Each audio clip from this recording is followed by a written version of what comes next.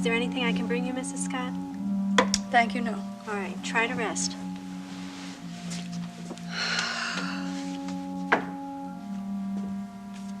You sure I can't get you anything from the cafeteria? Hardly touched your lunch tray. Oh, no, thanks. I guess curiosity's kind of got my appetite, too. You know, I want to know, and yet I'm terrified of what we'll hear.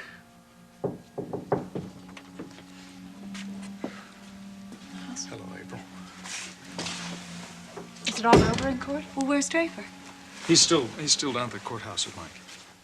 Oh, my God, that doesn't mean they're going to take him away right now. No, nothing like that. They had things to talk over. He'll be here as soon as possible. Oh, my God. Well, did Judge Oliveri pass a sentence? You mean you haven't heard? I thought it'd be on the newscasts. Oh, we don't have a radio in here. We didn't want to hear it from a stranger. Well, it wasn't as bad as it could have been. The judge took into consideration, Draper's past history. And I know it's no consolation, but he gave Draper the minimum sentence allowable under the law. How long exactly is the minimum sentence? 15 years. I'm sorry, April. 15 years? That's practically a lifetime. Oh, wait a second. I've got to think about parole. Yeah, that means he has to serve a third of his sentence. It's 5 years. It's practically forever. We'll get through this, April. I promise you we will. Sure. Do you realize that by the time Draper gets to know his own daughter, she won't be such a little girl anymore?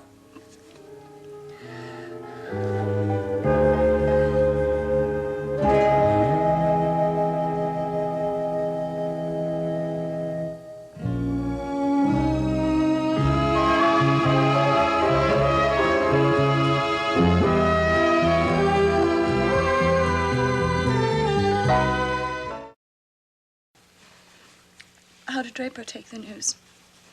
He didn't show much emotion. He was very strong. He's a lawyer. He must have known what was coming. The judge had said forever. It would have been the same to me. How am I going to tell Julia? How am I going to tell her that her father's in prison and the whole world thinks he's a murderer? She's just 1 day old. You don't have to worry about that She still now. needs her father. I want to raise my daughter with my husband. I know. I need him, Nicole. We both need him. Look, April, this is very tough, but you're going to adjust. You have to adjust. You got a baby now to think about. How am I going to be able to think about anything else but Draper in some godforsaken prison somewhere, locked up like an animal? What prison is it? I guess that was mandated by law, too. Redstone? Yeah. State penitentiary? You're not going to be alone, April. You've got Miles, and you've got me, and you've got all of your friends We to don't count have on. any friends. You say that. If Draper's friends cared any more about his well-being, he would have ended up in front of a firing squad. How can you believe that? I know what I'm going to do. I'm going to give Steve and Deborah the honor of telling Julia that her father is in prison while she's growing up. It's their fault. That is not true, April. If not, then why didn't they do something to keep him out of prison? They tried. What about Logan? Logan's supposed to be Draper's best friend. I mean, that's the biggest joke of all. He's always talking about justice. Well, is it justice to convict someone and send them to prison for a crime they didn't even commit? Steve and Logan and Deborah all feel horrible about what happened. They were just doing their jobs. They've always believed in Draper's innocence. They always have fought to prove it. I'm sorry. I'm just angry at the whole world. I'm angry at the thought of losing my husband for 5 very long years. Well, I think you better know the truth about something, April. See, I don't think you can count on parole in this case. Why not? Because the sentence was a minimum maximum kind of thing, and it's a minimum of 15 years, a maximum of 25. That means it's got to be at least 15 years. I'm so sorry, April. I really How could you do am. it? How could the judge do something like that? He has no choice in the matter. You can't blame him. There's one man you could blame it. And that's the person who really did kill Margo. Yeah, well, yeah, him too. I was thinking of someone else. I was thinking of the man who's tried to make a quick reputation in this town. Our hard-nosed chief of police.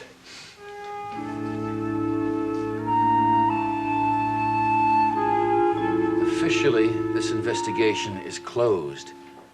And I can't order it reopened simply because you two feel Nola Madisson offered a false alibi. We have yet to get an alibi from Mrs. Madison. This little quandary might have been avoided. Guthrie, had you asked Nola Madisson her whereabouts the night of the Dorn murder instead of telling her? I was so sure that it was Martha Corey I saw outside Deborah's building that night. I had no idea that there was a real woman she looked just like.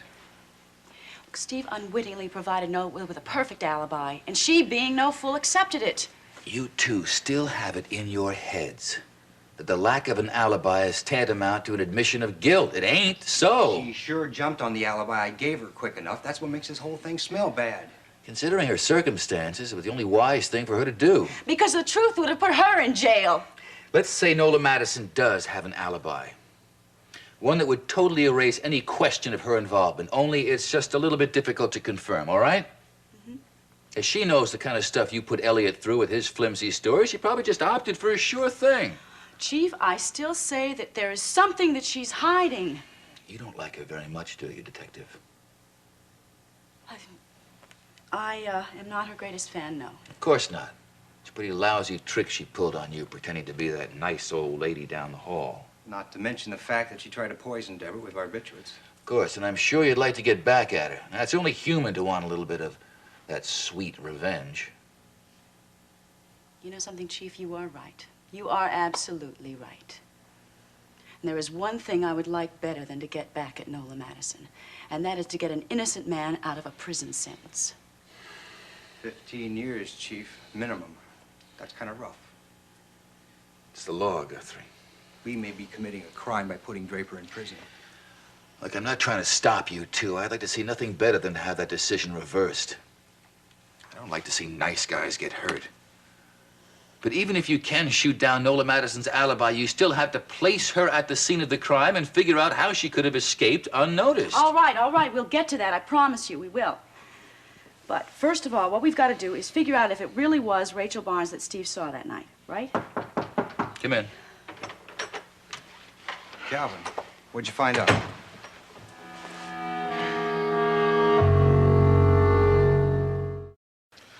I am afraid I have bad news about Rachel Barnes. You didn't talk to her. No, she wasn't there. The whole newsstand was just boarded up tight. Well, maybe she was sick or something. No, I checked it out, Steve. She's gone out of business permanently. What? I talked to the guy who runs the candy store next door, and it seems that Rachel Barnes has decided to go out of business. Well, the lady sure picked a funny time to go out of business, didn't she? Yeah, well, according to the guy who runs the candy store, she's been selling papers on that corner for a long time. Well, maybe she retired. Maybe she is ill. Well, if she is ill, that means she's at home. All right, let's go by her apartment. Yeah, good idea. If it's all right with you, Chief. Yeah, well, I'm off duty. I can cover for these two. All right. I just hope you guys aren't letting yourselves in for a big letdown. I do, too. Thank you.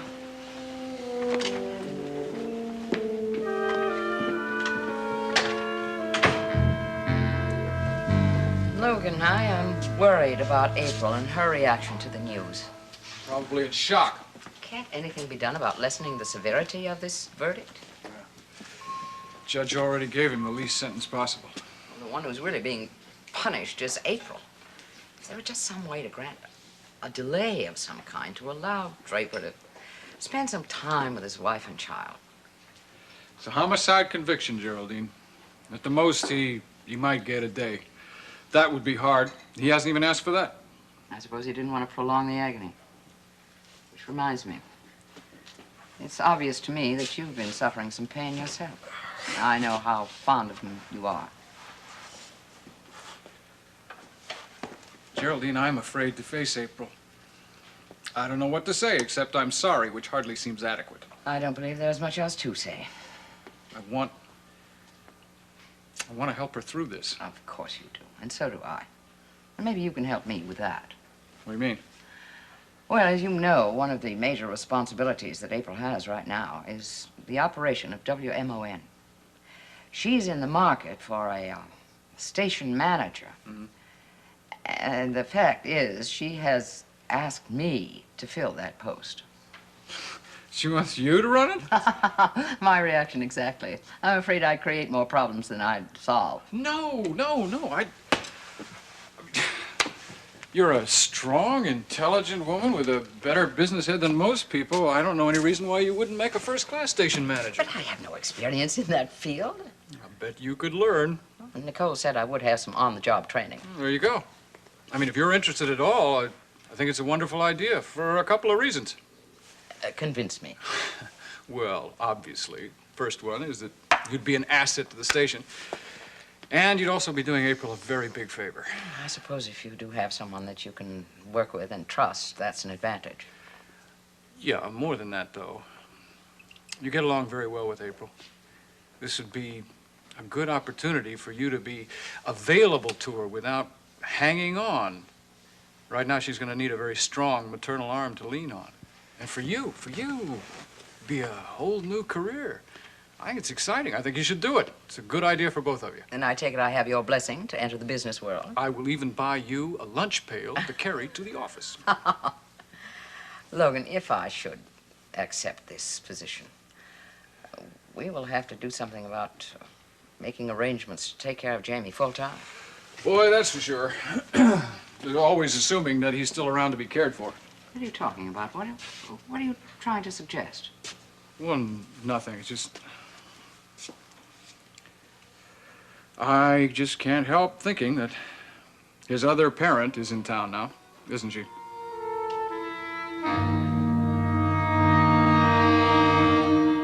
I mean, you saw the way Raven carried on the other night when she came by to visit Jamie, gushing motherly pride. Yeah, I also remember that she swallowed that pride when she asked me to put him to bed because she couldn't get him to stop crying. Now, she's a wonderful mother for 10 minutes at a time. What makes you think she'd try to take Jamie? I don't know. It's not like I believe she really wants him. It's just... Well, I know you're concerned, or you wouldn't have mentioned it. Okay. She said she came back here because she had a fight with Nadine, right? Well, there's a hell of a lot of places she could have gone other than Monticello. She was here for a full month before she decided to make her grand entrance. Without any explanation as to what she was doing during that time or why she was hiding out for so long. It certainly seems mysterious, doesn't it? Yeah, and Raven wouldn't do something like that for no reason. The wheels are turning in that pretty head of hers. Something is going on. She just hasn't let us in on what it is yet. I can't believe that she'd try to take custody of this baby. I mean, even if that were her intention, her behavior would make that impossible. Why, no court in the land would allow that. You're forgetting one little thing. In the eyes of the law, I'm not Jamie's father. But I can't see how they can make that differentiation. The facts remain that she abandoned her own child, and you are the one who's raising him. Be that as it may, a court tends to think that a child belongs with its natural parents, preferably the mother. No. Jamie and I are connected by a very slender thread. Raven can cut it anytime she wants. Then there's only one loser in that situation, and that's Jamie. No. We can't allow that to happen. Logan, I think perhaps it's time that you took the proper steps to prove that you are the real father of Jamie. I'd like nothing better than to have Jamie legally recognized as my son. Well, then take whatever steps are necessary. You mean that? Why not? Because there's only one way that I can prove that he's my son. And to do that, I'll have to damage the memory of somebody that you cared about very much. The truth about Kevin will have to come out.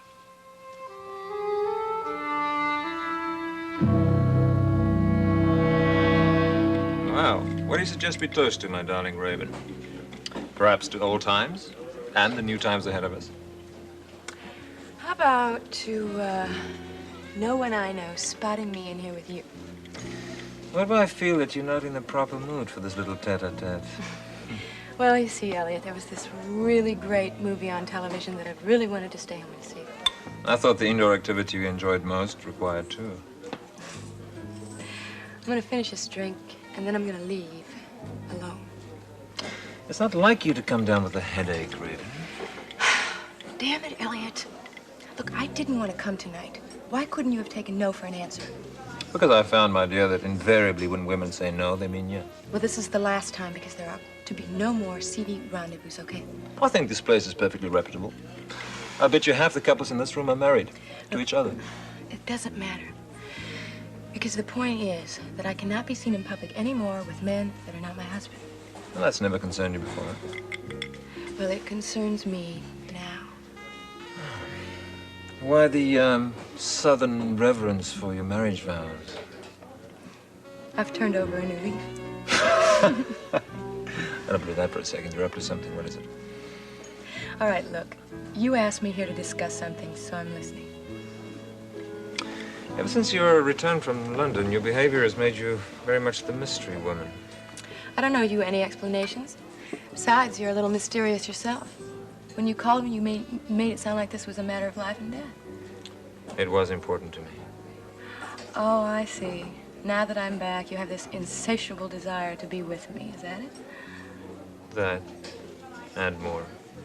Okay, then let's get to the more part. As I've told you, Nola wants me to go to California with her. Ah, yes, that's right. You're engaged to the lovely Nola Madisson. So what do you want from me? You want my blessing? Okay, I hope you two will be very happy. If that's what you want, if you want to go to California, Raven. become a big movie star, make a lot of money. Raven, now that you're here, I don't want to leave. Elliot, I'm very flattered. Oh, you're making this very difficult for me. Poor Elliot. He can't have his cake and eat it too. You're just gonna have to make up your mind, aren't you?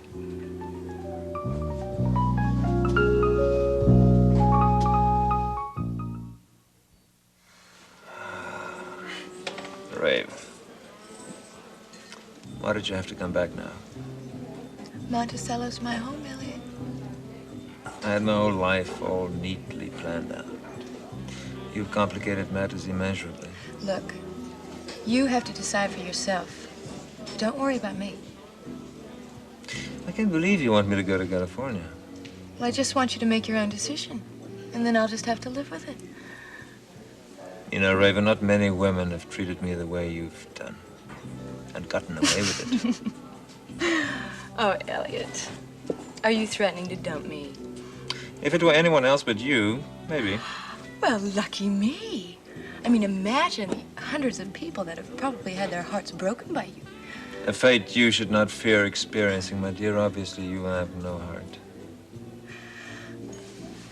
You know, I suppose that being treated like an idol doesn't turn you on anymore. Maybe that's why you're mad about me. What do you mean? Well, I mean, unlike all the other members of your admiration society, I don't give a damn what you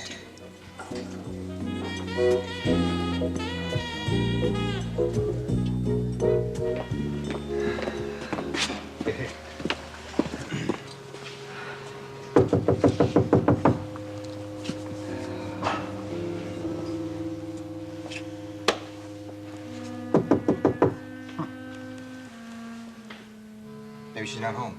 Maybe she's hard of hearing. Why don't you knock louder? Mrs. Barnes? Mrs. Barnes? Hey, what's all the racket? Oh, hello. We're trying to locate Rachel Barnes. Who are you? Monticello Police Department. I'm Detective Guthrie, Detective Saxon. Well, what do you want with Rachel? Well, she may have some information that would help us in a case we're investigating. I'm afraid you're out of luck. She isn't home. Do you know when she'll be back? I can't say for sure. Maybe a few months, a year, maybe never. Is she on vacation? And then some. Rachel always dreamed about seeing the world. That's what she's off doing. She would have had to sold a lot of newspapers to be able to afford that kind of a trip. Until a couple of months ago, Rachel had all she could do to scrape together rent money. Then her ship came in. A rich old aunt died and left her a bundle. An aunt? Yes, you could have surprised me with the news. From all Rachel ever told me, I thought she was all alone in the world. Really? I guess I'll just have to keep on hoping for the lottery. Well, if Rachel does come back, I'll tell her that you were asking for her. Thank you. Thank you very much.